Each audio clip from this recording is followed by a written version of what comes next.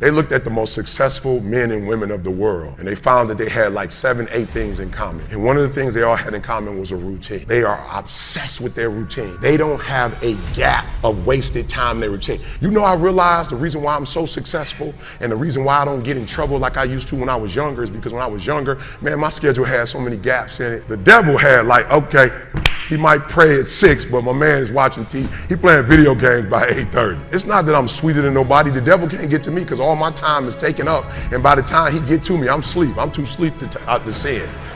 I'm just being real. 8:30, he like, Eric, you should. I'm like, bro, I'm tired.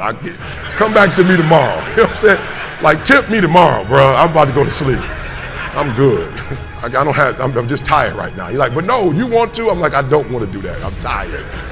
But let's try tomorrow morning. Right, I'm being real. I get up at 8 o'clock in the morning. I'm sure he there like, I'm 3 o'clock in the morning. I'm sure he there like, yo, E, go back to sleep. Listen to me, I promise y'all. I got up the other day like at 3 o'clock in the morning, and I woke up and I was just walking around like, I was like, I'm so tired. I heard the devil say, go back to sleep. I was like, yeah, you're right. I should go back to sleep. You know what I'm saying? I ain't gonna lie. I was like, bro, you on something. You know what I'm saying? He's like, why you getting up this early? You already number one in the world. You already number one in the world, E. You already doing what you're supposed to be doing. Like, E, you've been grinding, just go ahead, it's 3. And my body said, yo, E, what would you go back to sleep for? I said, I'm tired. My body said, you're not tired. I said, well, why would you say I'm not tired? He said, because you woke up without an alarm clock. You woke yourself up. So if you were tired, your body wouldn't let you get up. If you were tired, your body would make you sleep to 6. You got up, it's 3. No, what you don't want to do is the grind, but you're up. So do me a favor, Eric, you don't even have to do anything. You don't even have to work. You've been getting up at 3 so early in the morning, don't even worry about it. Just put your shoes on, and when you get on the treadmill, it's just gonna do it for you because you've been doing it every day for 3 o'clock in the morning. For real. My body said, all you gotta do is put your shoes on. That's the hardest thing you gotta do. Just put your shoes on and I'll do the rest. I can't put your shoes on for you, but put your shoes on and then just go. And I just went. And I was walking do the 11 incline board, and I was just walking for an hour, and I was just like, you know what, it's almost an hour, I don't feel like running. And my body was like, don't even worry about it, we'll get to that when we get to it. I did my hour, was about to get off, my body was like, you know we run now. I said, what? We run now, let's go. You ain't tired? I said, I am tired. No, you're not, you just walked for an hour. You're not tired, Eric. Your brain is telling you some dumb stuff. If you were tired, you wouldn't have been able to walk for an hour. Okay, so let's do this. Just run for 2 minutes. I'm trying to help somebody right now go to a whole other level. The Bible says the reason why you go back to sleep is because you've always gone back to sleep. It's like a default. You go back to sleep because all you gotta do is stop going to sleep, and then you gonna stop going to sleep. All you gotta do is stop fussing and cussing, and you're gonna stop fussing and cussing. All you gotta do is stop spending all the money you got and start saving it. Listen to me, I became number 1 in the world. I became a millionaire not because I made more money. I became a millionaire because they told me millionaires only live off of 30% of their income. I want to make it plain for you. I became a millionaire because I did what millionaires did. I stopped living off 100%. I paid my tithe, and then I was like, all right, E, you only got 20% left.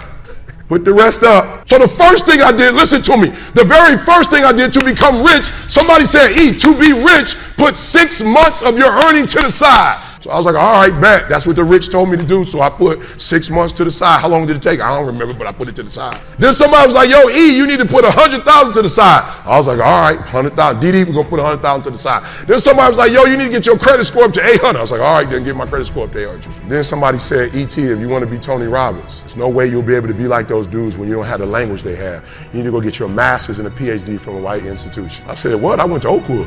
I went to HBCU. He was like, yeah, but you didn't learn the language of Zig Ziglar at Oakwood. So Oakwood is a phenomenal place. Oh, y'all not hear what I'm saying. I just said something, you missed it. Now you need to go to Michigan State University. CJ, you see my master's degree anywhere? What about my PhD? Not in the office, not at church. You ain't seen it in my house? I didn't go to Michigan State to get a PhD. I went to Michigan State to learn the majority language. You can't speak in corporate when you say ambulance. It doesn't make my community inferior, but I can't. So I went to every single class, and when the teachers was talking, they thought I was just doing homework. I wasn't. I was listening to how they conjugate verbs. I was listening to how they tell stories. I was like, ooh. I peeped it out, y'all. They way more linear. You ever been to a black church before? The pastor, he all over the place. My man told 6 stories. He didn't close none of them.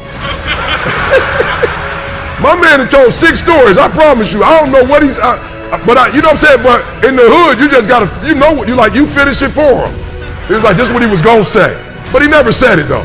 My man started 6 stores. He ain't finished another store. So I realized when you do corporate, it's A, B, C, D, E, F. It's 1, 2, 3, 4, 5. It's topic, body, body, body. It's topic, support, support, support, conclusion. I didn't go to school. I'm not no kid. I don't need nobody 4.0. I don't need to be affirmed. I don't need your paper on my wall. I need your language though if I'm going to compete. I need your rules if I'm going to compete. I need your codes if I'm going to compete. The problem with most of you is you don't have a 1% language. You got a poverty language. No, I want to help you real quick. You think Warren Buffett reading just to be reading? The majority of you are poor because you read poor stuff. You watch poor stuff. You on Instagram watching fights. For real, you just scrolling through like you ain't got a life. For real, some of y'all on Instagram, you on there for 30 minutes. If I ask you what you saw, you don't even know. You just scrolling through. That's a poverty mindset. Rich people don't waste time. They realize it's their most important commodity. They don't watch a lot of TV. They don't do a lot of entertainment. If they're not working, they're studying their craft and getting better at their craft. Okay, I'm sorry. Okay, let me say it one more time. There was a language that I needed to learn. Does it mean I need to abandon the language that I learned? Absolutely not. Does it mean I need to put on a shirt and tie? Listen to me. When I do corporate, I promise you, I look like this. I probably don't look this good. Sometimes I got on shorts and a t-shirt. In corporate, why? Because I don't need to necessarily conform. They're not asking me to come to dress up, but I'm so good at what I do, they don't even require a suit. Are you hearing what I'm saying? Some of us don't want to wear a suit, but you're not on that level though. Or you want to wear a suit and act as if your suit is going to compensate for what you are inferior at. Your suit don't make your language sweet. For real, some of you wear suits because you think like you're gonna impress somebody with a suit, and you might get in the door, but sooner or later they're gonna find out who you are. So I need you to stop having the poverty mindset. So when I quit my job to be an entrepreneur, my mom was like, whoa, what are you doing? I was like, I'm quitting. My mom was like, don't you dare quit. You're gonna embarrass me. You got a wife and kids. Does YouTube have insurance? Does YouTube have a 401k? And I was like, yo, Ma, I ain't trying to be funny and I ain't trying to be disrespectful. I love you, but you can't teach me how to be a millionaire because you're not one. You come from the working class, and I'm not mad at you, Ma. We wouldn't be where we are without you, but you told me that every generation is supposed to get better. So I'll take your values, but I won't take your work ethic. Because rich people don't work, they think. The working class will never get rich. It wasn't designed. Oh, okay. Listen to me, this country became a wealthy country because they had employees they didn't have to pay. That's not like a rocket science. So when this country had to start paying people, they want to pay the least. The 3% that run the world, they're not trying. Let me tell you how I know. I'm from Detroit. We just laid off 15,000 workers, and the president of GM, she just got $22 million. We got $22 million to give one person when we laid off 15,000 people, and we took their health care that's already paid for. No disrespect to nobody, and I ain't playing no victim because I'm not a victim. Rich people don't work, they think. Poor people work. Poor people go, clock in, I make this much an hour. Rich people go, I put them to work and I make this much an hour. See, what happens is you're working for you and your family one, they got 40 of you working at one time. So they giving you 20% and then they keeping the 80% off of 15,000 people. That's enough to have $22 million. So what you have to decide is, are you gonna keep being the 99% or are you ready to be a part of the 1%? Because it doesn't make a difference where you come from, high school dropout. It doesn't make a difference where you come from, GED. It doesn't make a difference where you come from, sleeping in the abandoned building. It doesn't make a difference where you come from, a 17-year-old mom that got pregnant. It doesn't make a difference where you come from, south side of Chicago. It doesn't make a difference where you come from, pretty much raised in Detroit. It doesn't make a difference where you come from, took 12 years to get a 4-year degree. It doesn't make a difference. Well, you know what makes a difference? What makes a difference is when you become a 99% or a 1%. And when I start thinking like, acting like, and behaving like a 1%er, everything changes. Is that clear?